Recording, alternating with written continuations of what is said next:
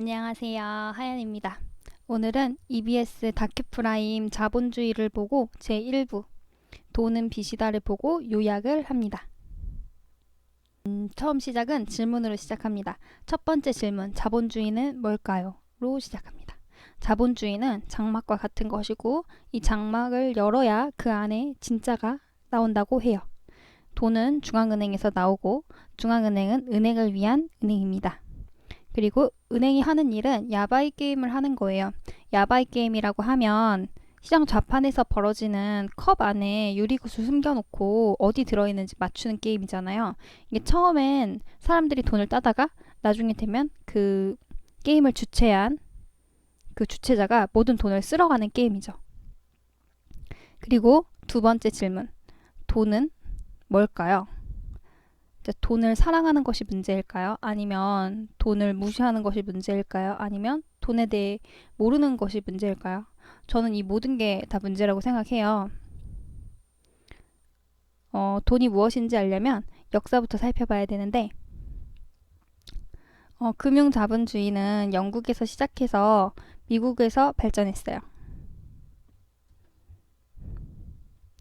근데 그래서 우리는 영국과 미국의 이야기를 빼놓고는 자본주의를 논할 수 없죠.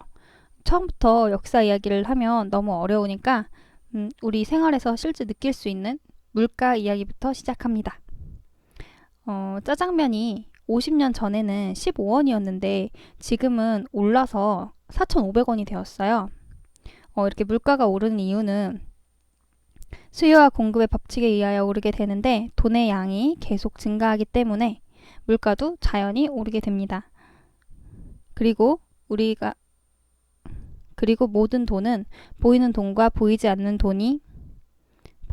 돈으로 나눠지는데 우리가 볼 수 있는 지폐는 돈의 일부분에 불과하고 대부분의 돈은 은행 계좌에 존재한다고 해요.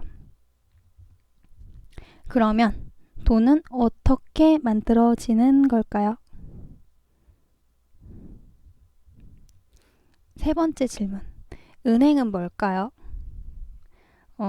은행의 시작은 영국에서 시작되었다고 해요. 금세공업자가 금화를 보관하는 금고를 만들고 금고 안에 돈이 있다는 보관증을 써서 줘서 그렇게 써주기 시작하면서 발생했어요. 사람들 사이에 금화 대신에 보관증이 돌아다니기 시작한 거죠. 그런데 이 금세공업자가 갑자기 부자가 된 거예요. 금화를 많이 가진 사람들이 먼저 수상하게 여기게 되죠. 그래서 금세공업자에게 가서 따지게 되는데 금세공업자는 딜을 해요. 자기가 대출을 해준 돈을 가지고 이익이 나면 이자를 나눠주겠다. 그리고 이 사실을 비밀로 해달라고 하죠. 금세공업자의 욕심은 실제 있는 금화의 10배에 달하는 보관증을 만들어내요. 그리고 더 많은 돈을 벌고 은행가로 변신을 합니다. 사람들이 그 많은 돈은 은행에 없다는 사실을 알고 뱅크런이 일어나게 돼요. 뱅크런은 은행에서 한날 한시에 돈을 찾으러 가는 현상이에요. 금융위기 때 일어난다고 합니다.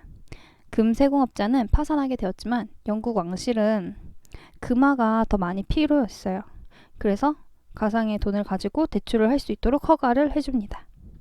지금의 은행 형태를 가지게 된 거죠. 은행이 가상의 돈을 만드는 것을 신용창조라고 하는데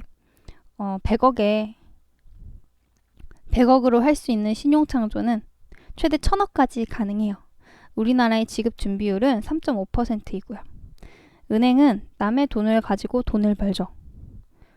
그래서 빚이 없으면 돈도 없고 통화량이 늘어나니까 물가도 올라가요. 그리고 돈이 많아지면서 인플레이션이 오죠. 그리고 자본주의는 뭘까요? 즉 자본주의는 중앙은행이 돈을 불리는 거예요. 중앙은행의 역할은 이자를 통제하고 통화량을 제한하는 거죠. 그렇다면 이자는 어디서 올까요? 무인도에서 시뮬레이션을 해보면 사실 이자는 어디에도 없는 것이라고 해요. 은행에서 100만 원을 대출을 해주고 5%의 이자를 받기로 했다면 시중에는 100만 원의 돈만 존재하게 되고 5만 원의 이자를 벌지 못한 사람은 파산하게 되는 구조인 거죠. 그래서 돈을 계속 찍어내서 사람들이 돈을 갚을 수 있도록 대출을 끊임없이 해주게 돼요. 그 이후 발생하는 것은 인플레이션이고 돈이 넘쳐나니까요. 그 돈을 풀기를 중단하면 디플레이션이 와요. 사람들은 인플레이션은 좋아하고 디플레이션은 싫어하죠. 경제에는 사계절이 있는데 경제 순환주기를 슌페터가 콘트라티에프 파동을 차용해서 설명을 하죠. 우리는 이것을 꼭 알아야 돼요. 자본주의는 민주적인 시스템이 아니고 민간 은행가를 위한 시스템이에요. 돈을 찍어내는 것을 멈추면 돈을 가진 사람들은 모든 자산에 대한 할인 기간이 시작되죠.